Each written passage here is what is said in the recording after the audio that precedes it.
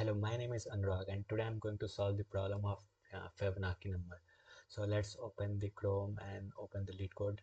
And so here we have problem, and this problem is considered to be very important while learning while learning dynamic programming.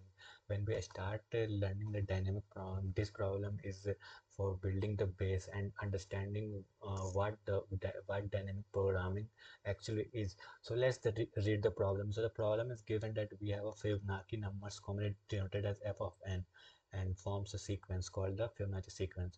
So basically, in this problem, we have a sequence of number that is 0, 1, 1, 2, 3, and so on. So what happened in this series that the next number in the sequence is the sum of previous two ones. Like here we can see that 0 plus 1 equals to 1, 1 plus 1 equals to 3, 2, 1 plus 2 equal to 3. So this is said to be as 0th Fibonacci number, this is to set as 1st Fibonacci number, this is to be set as 2nd Fibonacci number, this is to be said as 3rd, and that's so on. So basically there are two approaches of solving this problem. The first one is the recursive approach. So in the recursive approach, we the start from the top. So let's consider we have given in the test case here we can see that let's take the n equal to 4, and the answer of n equal to 4 is 3, and so let's how it is uh, how the answer is coming to be 3.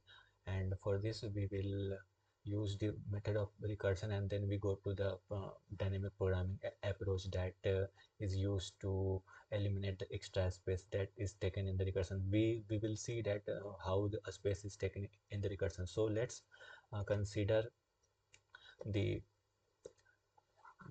n equals to 4, and try to solve this problem. And also we can notice in the problem that uh, the the nth the nth, like here you can see that the f of n is equal to the sum of the previous two terms. So uh, so here if we take n equals to 4, the f of 4 will be the sum of f of 3 and f of 2. So let's on this basis let's try to construct the dp tree, our recursive tree. So let's here it's 4.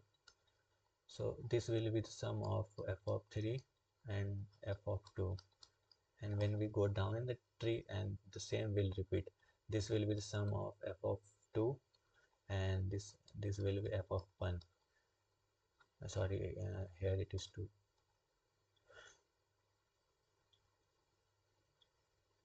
This will be the sum of f of 1, and this will be f of 0. Now we know that the value of f of 0 is, sorry for interruption, I have called from my home. And so we can see that f of 0 is 0 and f of 1 is 1. So these two are the important base case. These are the two base case which tells us to stop and don't go that deeper in the recursive tree. And so here this is left, and so we will make the call for this also, and here also 0. So we can see that we found our base cases. So this is going this will return 1, and this is going to return 0.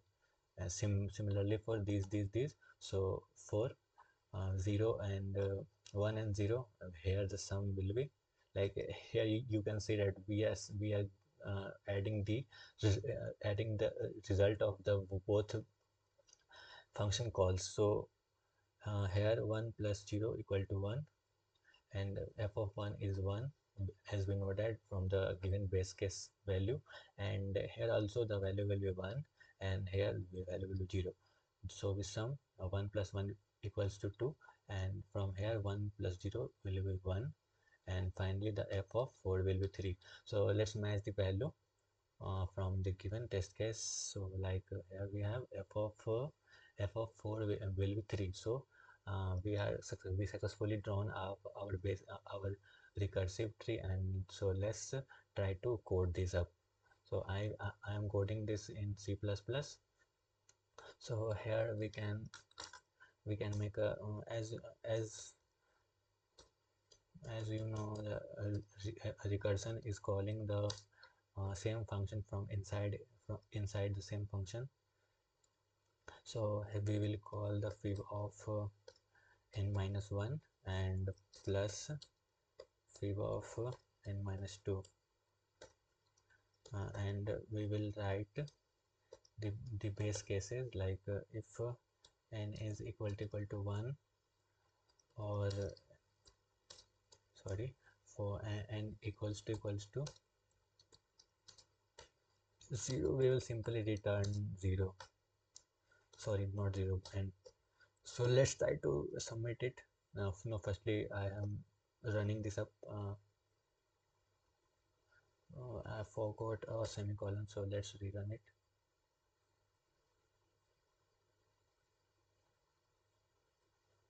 So let's finally submit it. So it's get accepted, but it is not that optimal approach, because for every function call, for every value we are calling two functions. Like for f of 4 we have two function calls, f of 3, f of 2, same for these two, same for this. So there are suppose there are n states in the recursive, and for every states we are calling two functions. So the time complexity will grow up uh, to the power n, that is exponential. And also in recursion we know that it take a recursion, a stack, a space to store the result of function calls. And as this problem is of dp, we can see that the same recursion call two times in the tree. So the concept of dynamic programming comes here. Instead of calculating this same result two times, we store it somewhere. Like we make a dp vector. In C++ we have vector, and in other language we have other things, array list, etc. So in dynamic programming we try to store the result of the problem that is already calculated to some in a storage, and don't call that function again and again to get that result. So this will reduce the complexity to linear. Like we can optimize this to O of n. So let's see how can we do that. So for that, suppose the fn is 4. Okay, so let's we know that we have to call f of 4, and that will give two calls, f of 3 and plus f of 2. So in the tree we are, let me draw the tree again. So f of 4, f of 3, f of 2, this will f of 2, f of 1, this will f of 1, f of 0, and this will f of 0, f of 1. So you can see that this and this one, these are called overlapping subproblems. And we when we come here, we already calculated this we already calculated. We don't need to go deep down when coming from here, and we don't have to go here. We already calculated the value of f of 2 here. So using that concept, we try to store this calculated value somewhere. So we make a vector, like the value of n is 4. So we have constructed, we make some empty spaces in a vector and try to store the results of calculated function calls here. So the f of 2, the result of f of 2 will be stored here, like f of 0 is 0 and f of 1 is 1. So 0 plus 1 is 1, and we store here. Initially, when we initialize the vector, the it is filled with -1, and you can see in the code why it is filled with -1. So suppose we come here and calculate the result of f of 2. So simply go and override this value. So this will become 1, and the next time when we encounter the same problem that is here, we simply use the stored value.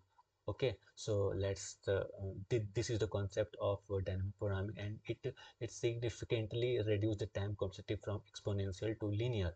So let's code this and submit this problem on lead code. So what we will do,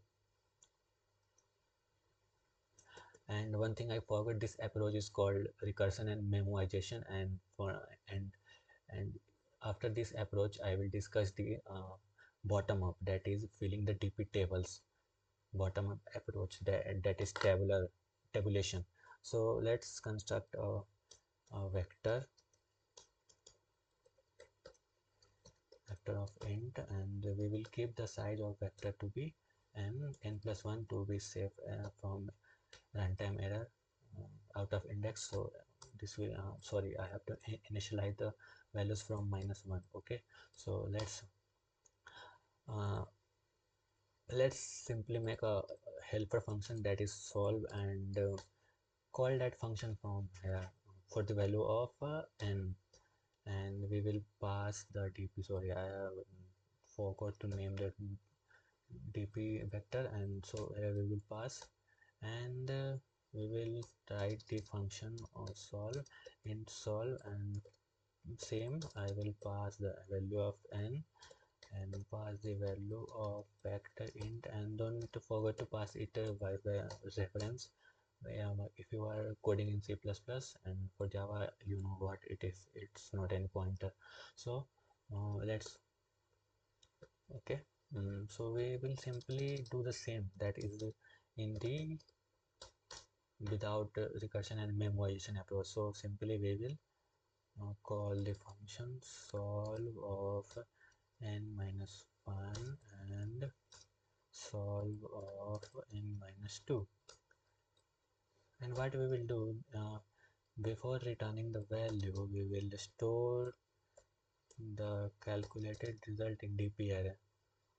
So this will store the result, and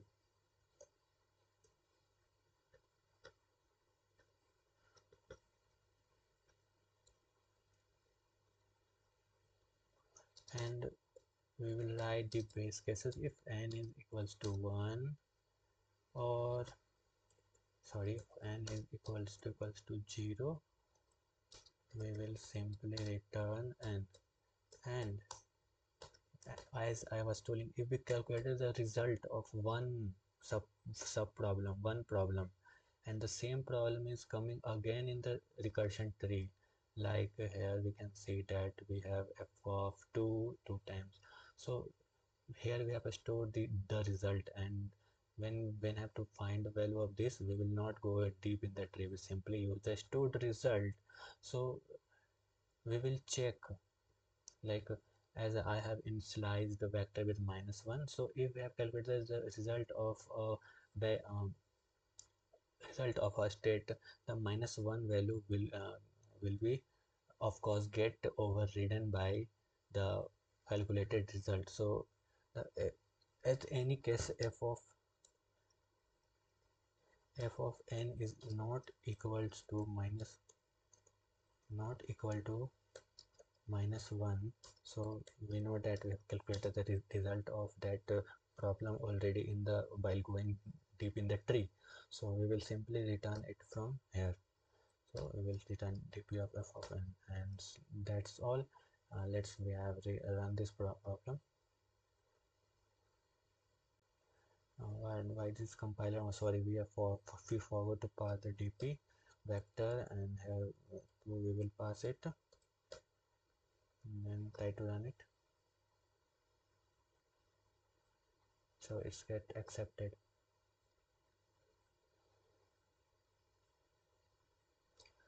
So okay, now the third approach will be this approach of tabulation.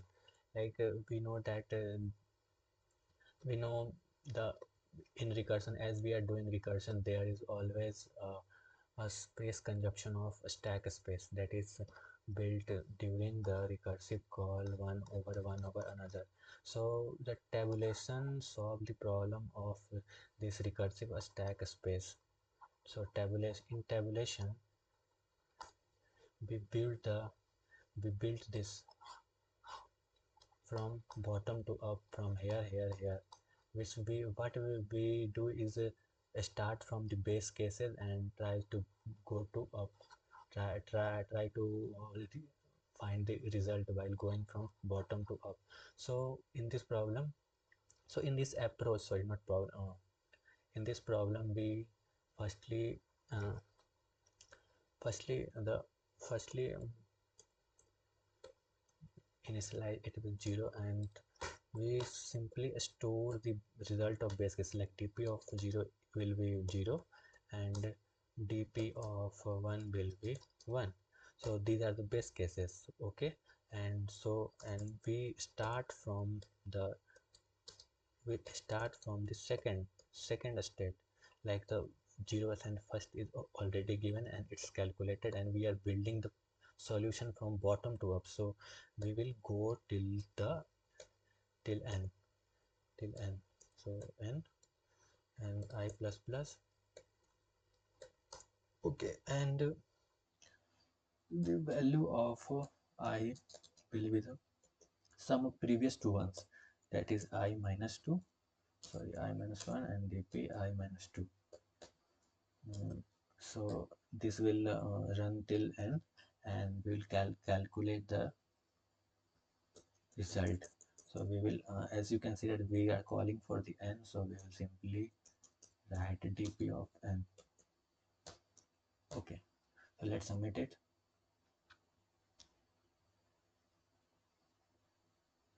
Okay, so see, this is accepted.